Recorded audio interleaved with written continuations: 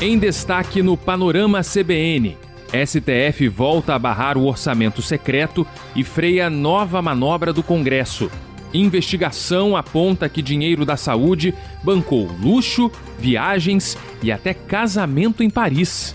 Mega da Virada acumula e prêmio chega à marca de R$1 bilhão.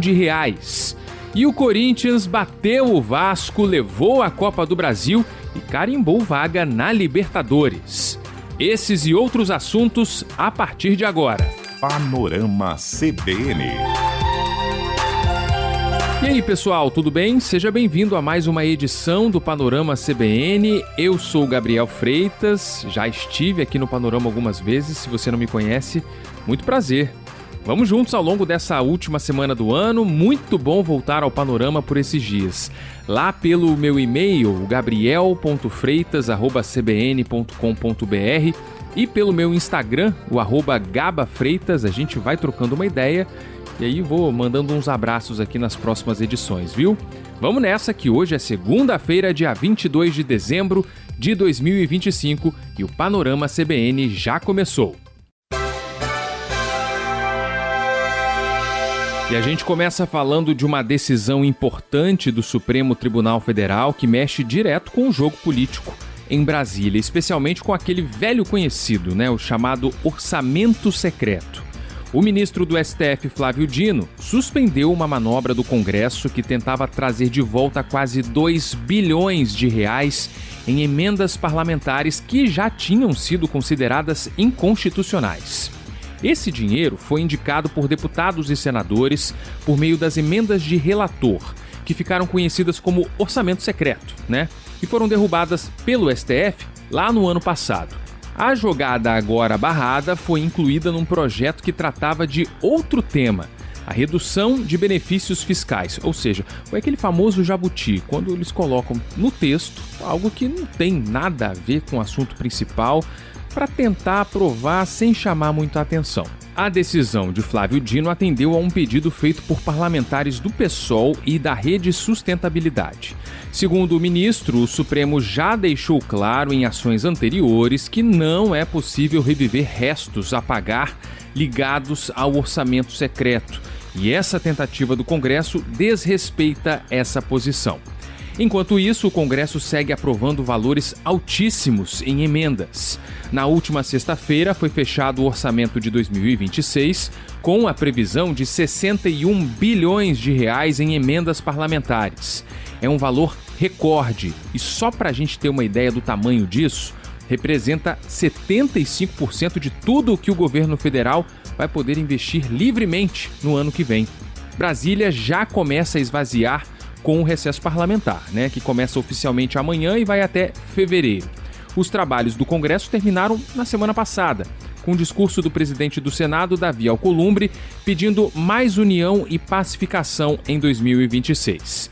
Ele disse que espera que os debates eleitorais do ano que vem não atrapalhem as votações. Se há uma coisa, ou uma mensagem, ou uma frase que eu gostaria de que nesse encerramento nós pudéssemos exaltar, era a pacificação e a busca da convergência das matérias relevantes para o Brasil. Sem não nos envolvermos em debates eleitorais, que muitas das vezes fazem a gente entrar numa vala comum, que a todo instante estamos exaltando o processo eleitoral, onde deveríamos exaltar o processo legislativo. Muitas das vezes, legislações importantes que estão tramitando no Congresso, por conta do processo eleitoral, são contaminadas a todo instante e muitas das vezes elas careciam ou mereciam não só de mais celeridade, como da sua aprovação.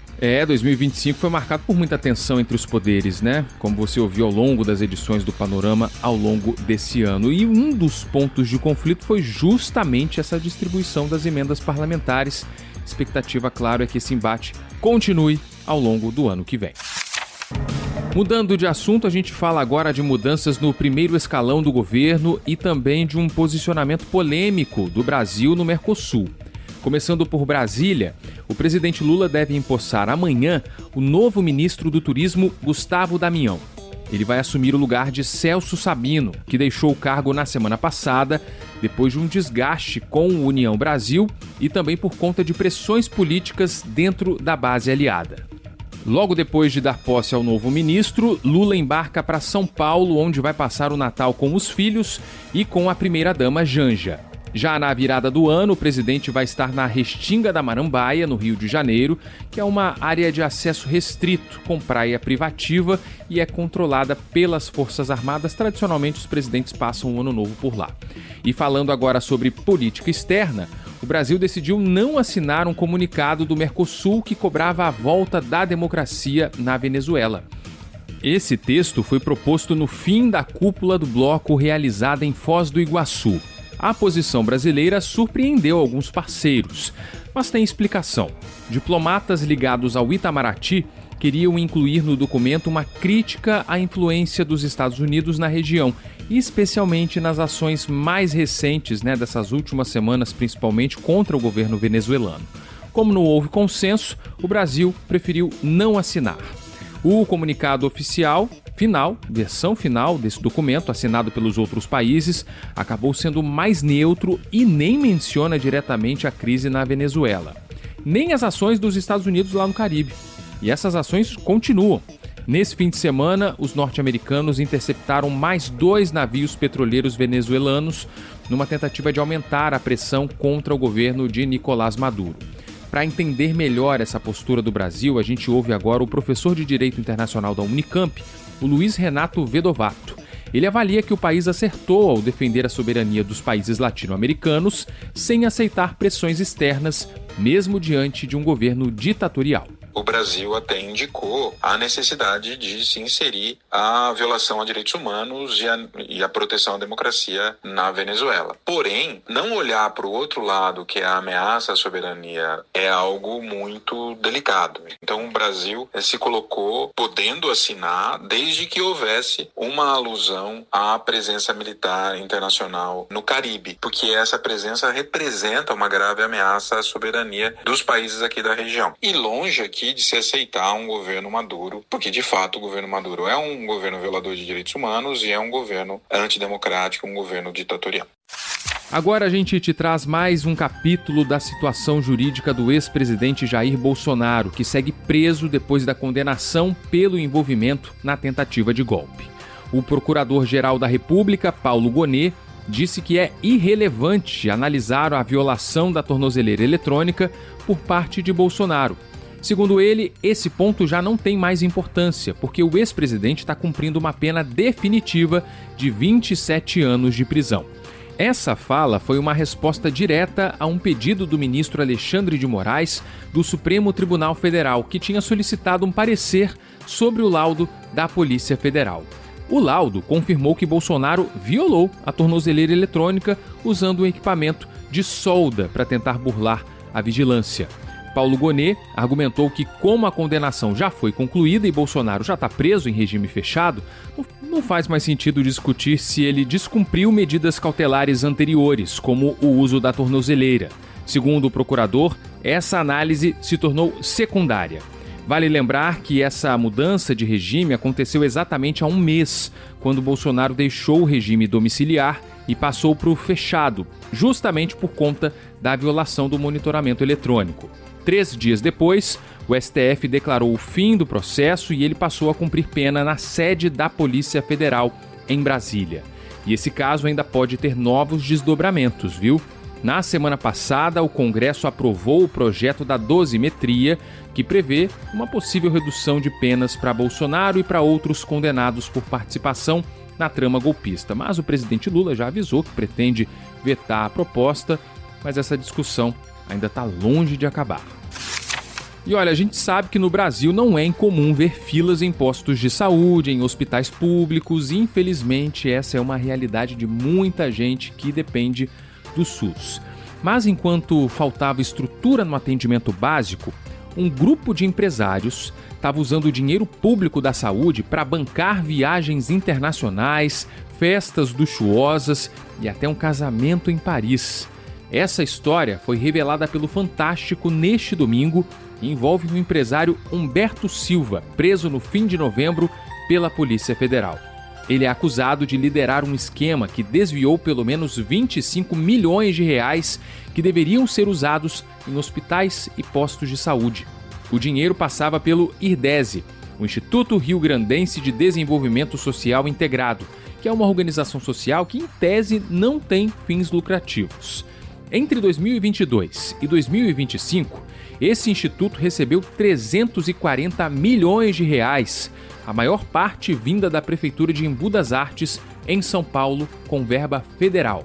Só que, em vez de ir para a saúde, parte desse dinheiro foi parar no aluguel de imóveis de luxo, também em carros, em roupas caras e viagens no exterior. Humberto morava num apartamento de frente para o mar, em Balneário Camboriú, e a sua atual mulher, a Maine Baquim, recebia um salário de R$23 mil sem trabalhar. Foi ela, aliás, que ganhou o pedido de casamento aos pés da Torre Eiffel. Em uma das conversas interceptadas pela polícia, Humberto até ironizava os gastos da mulher em Paris. Rapaz, esse casamento tá saindo caro. É chocolate pra cá, é óculos pra lá, é bolsa de 30 conto. Até agora, a justiça já bloqueou 14 imóveis, 53 veículos, uma lancha e contas bancárias de 20 investigados. Mesmo assim, o rombo estimado continua muito alto, em torno de R$25 milhões.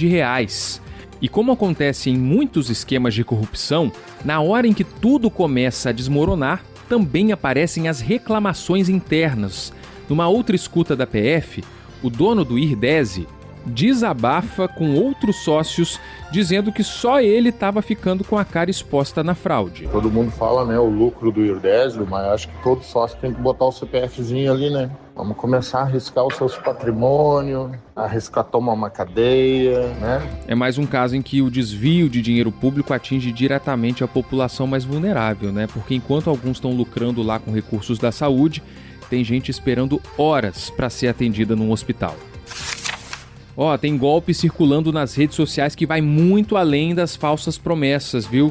Um estudo da Universidade Federal do Rio de Janeiro revelou que mais de 76% dos anúncios exibidos no Facebook e no Instagram são enganosos. Isso mesmo, 3 em cada 4. Esses anúncios, segundo esse levantamento, não só prometem curas milagrosas, como também usam indevidamente a imagem de figuras públicas para dar um ar de credibilidade. A lista dos mais visados pelos golpistas inclui o médico Drauzio Varella, a atriz Suzana Vieira e o ex-presidente da Anvisa, Antônio Barra Torres. Os dados foram obtidos a partir da análise de quase 170 mil anúncios e o resultado foi divulgado pelo Fantástico da TV Globo. A tática é conhecida, viu? Os golpistas anunciam medicamentos ou tratamentos com resultados garantidos e direcionam as vítimas para o WhatsApp. E é lá que as chantagens começam, pressionando a pessoa a comprar produtos falsos, muitas vezes perigosos.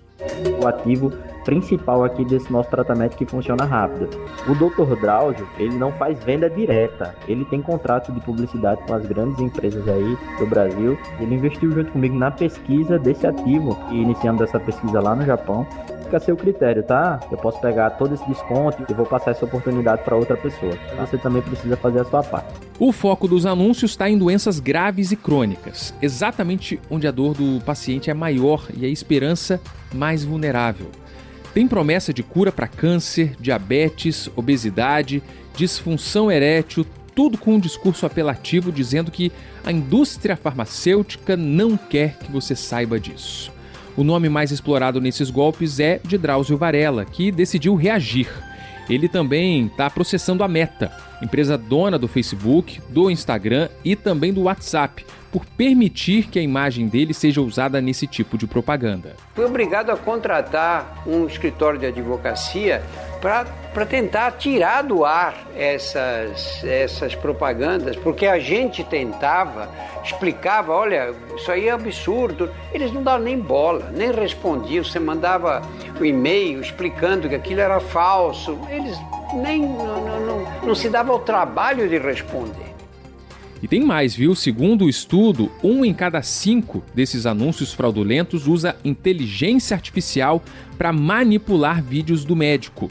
São montagens que fazem parecer que ele está recomendando produtos sem qualquer registro ou comprovação científica. E o melhor, quem tem hipertensão ou diabetes pode usar sem problemas. Existe um curso dado pela internet para ensinar os falsários a imitar minha voz por inteligência artificial e a criar as imagens para vender remédios falsos. Eu tenho mais de 50 anos de profissão. As pessoas me conhecem do Fantástico e se apropriam dessa imagem para vender, para enganar as pessoas. Em nota, a Meta reconheceu que os golpes nas plataformas estão ficando mais frequentes e mais sofisticados. A empresa afirma que vem ampliando os esforços para combater o problema com o uso de tecnologia de reconhecimento facial, políticas mais rigorosas e alertas de segurança para as pessoas se protegerem. Mas, enquanto isso, o problema cresce, e fica um alerta. Quando a promessa parece boa demais para ser verdade, quase sempre é boa demais para ser verdade mesmo. Outro assunto importante para destacar aqui no Panorama é que depois de alguns adiamentos por questões técnicas, o lançamento do foguete sul-coreano Hanbit Nano deve finalmente acontecer hoje a partir do centro de lançamento de Alcântara, no Maranhão. O horário previsto é 3h45 da tarde no horário de Brasília e, segundo a Força Aérea Brasileira, esse é o último dia da chamada janela de lançamento, ou seja, é agora ou só numa próxima missão. Esse lançamento tem um peso simbólico e estratégico aqui para o país. Pode ser o primeiro voo comercial de um veículo espacial a partir do território brasileiro.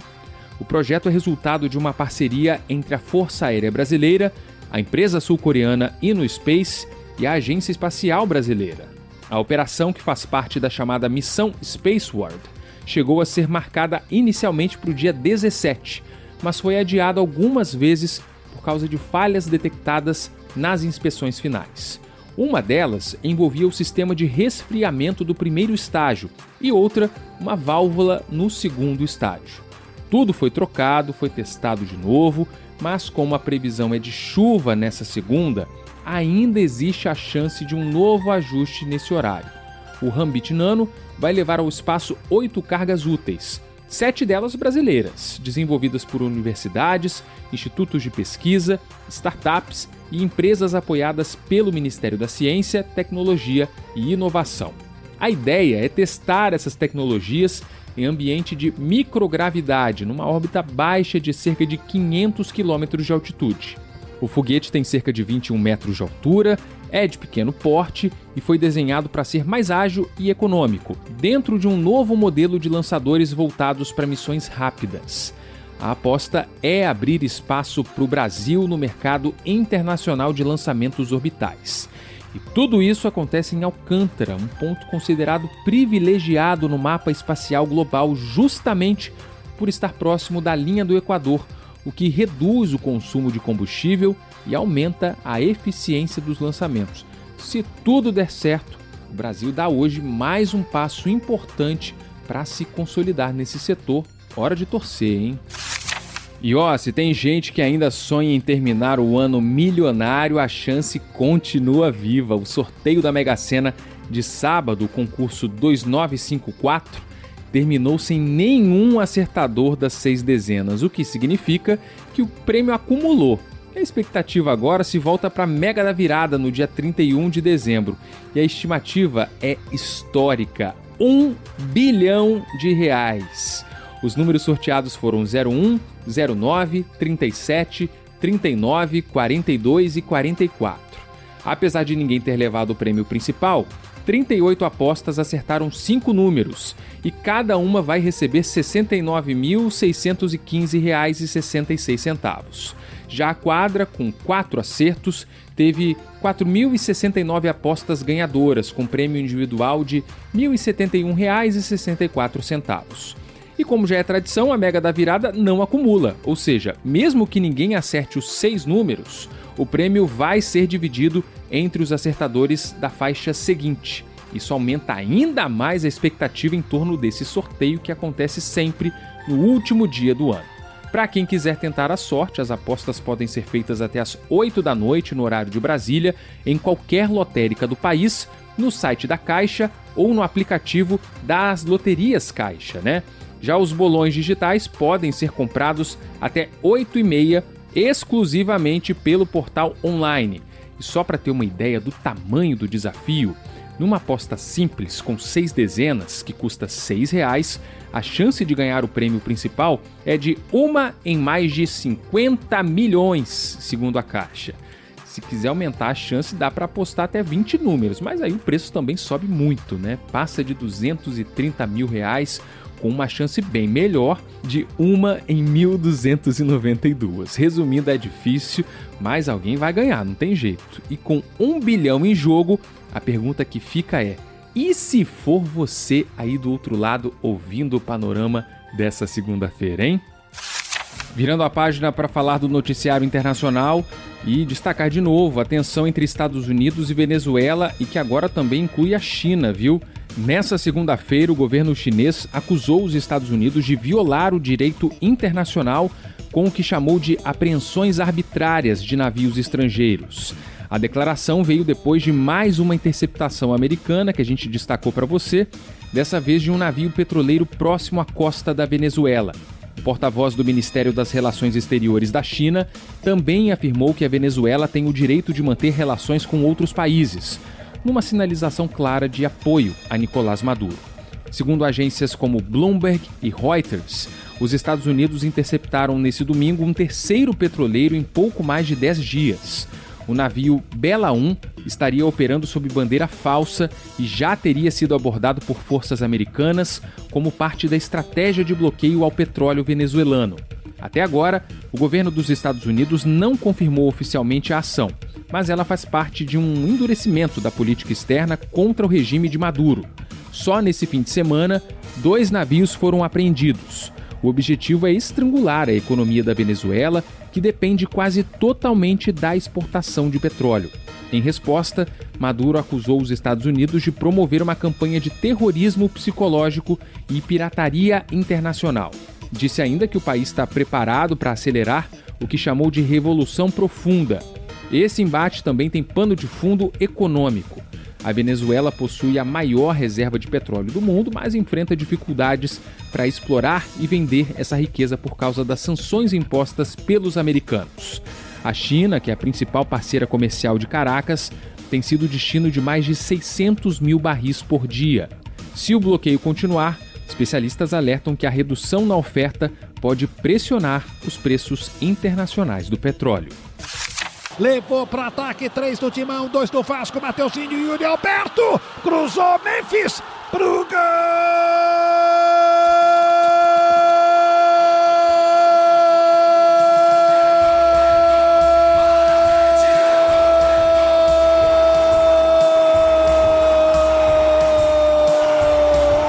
Do Corinthians!